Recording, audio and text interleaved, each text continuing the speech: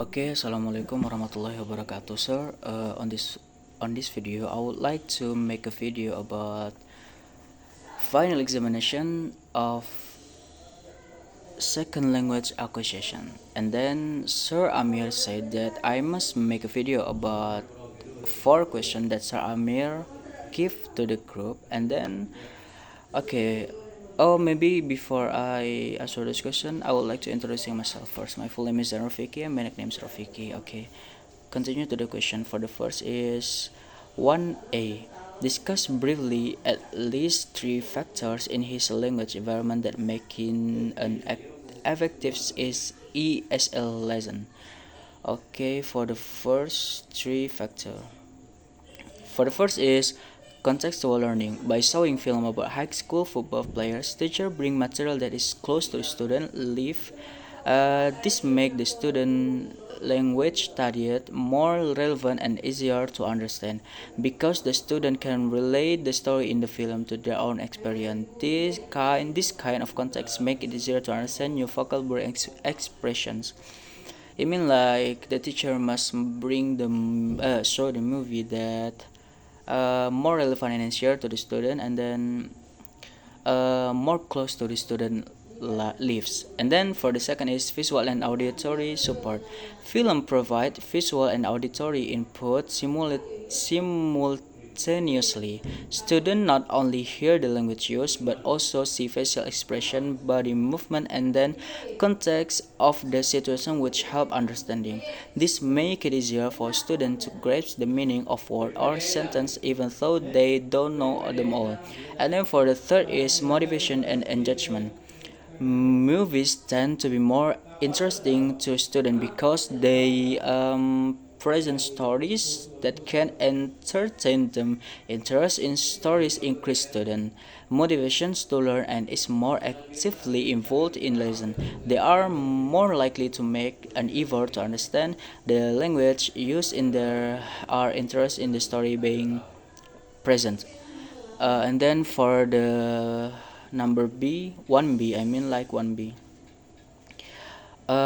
Teachers should ask students to discuss the film after watching. It is provides several advantages. For the first is speaking practice. Discussion provide opportunities for students to speak in English, which is very important for the development of their speaking skill. For the second is strengthening vocabulary and structure. By discussing films, students can straighten the vocabulary and sentence structure that just learn while watching the film. And then for the third is development of understanding. Discussions allow students to understand the story more deeply, think critically, and express their opinions in English. Okay, for the second question, I mean like number two. Um, is a linguist who writes the grammar of language necessarily a fluent speaker of the language? Explain it. Okay, I would like say no. A linguist who writes the grammar of language does not have to be a fluent speaker of that language. A linguist may have a deep understanding of the structure and rules of the language, but they do not necessarily speak the language fluently. They may study the language academically and analyze it theoretically without becoming native or fluent speakers. Expertise in grammar often has more to do with analytical abilities and a deep interest understanding of aspects of the language than with speaking or communication skill. For the number three, which do you expect L2 learner to utilize in their L1 structures? For the first is A. Adults who had been in their L2 host country for 3 years read a lot. My argument is at this stage, adult L2 learners who have been in the host country for a long time have likely internalized much of the L2 structure and tend to avoid direct transfer from the L1. However, they may still use intonation patterns or speaking rhythms that are influenced by their native language. For the B, A child who has been in an L2 host country for 3 years reads a lot. The argument, I mean, like my argument, children have, even though they have been in the host country for 3 years, still tend to use L1 structure in their L2 learning process.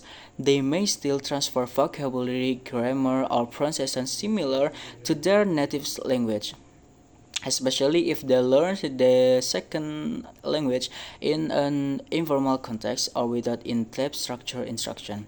And then for the C is an Indonesian tourist in England for the first time. My argument is a tourist will likely rely heavily on L1 structures, especially in simpler everyday communication situations. They may transfer sentence patterns and vocabulary from Indonesian to English because they have not yet mastered English in depth. And then for the D, an adult who has lived wait the host country of a foreigner chats with an acquaintance at a party. My argument is adults in this situation may have begun to reduce reliance on the L1, but may still use L1 structure of vocabulary in casual or informal conversation. Depending on their level of proficiency in the L2, use of L1 structure may occur especially in fast or slang-filled conversation. And then for the E, a child plays with friends who speak L2. My argument is children who play with friends who speak L2 will most likely tend to use the structure of their native language, but they may also imitate or absorb L2 structures due to constant social instruction. However, L1 transfer may be more dominant early in learning. And then for the F, for the last number 3 question, a student who is taking the L2 exam. My argument is students taking L2 exams, depending on the level of proficiency in the second language, may try to avoid direct transfer from L1 because they know that the exam tests their second language skill. However, they may still unconsciously use L1 grammar pattern of vocabulary when feeling anxious or unsure. For the last question is number 4 is memorize the dialogue that you think will be most useful for student and explain your choice most helpful dialogue option. And that option there is greetings, asking yes or no question, using negative sentence, expressing apologies, expressing gratitude, expressing plurality, making introductions. For me, I would like to choose number A, greeting.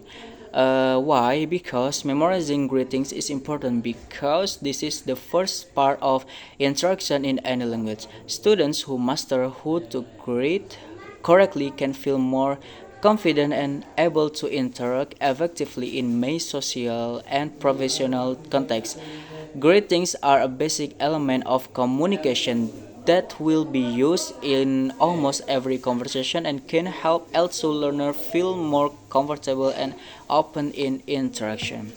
Okay, maybe just that, Sir Amir, that can I say on this video because the question is enough, and then I finish this video.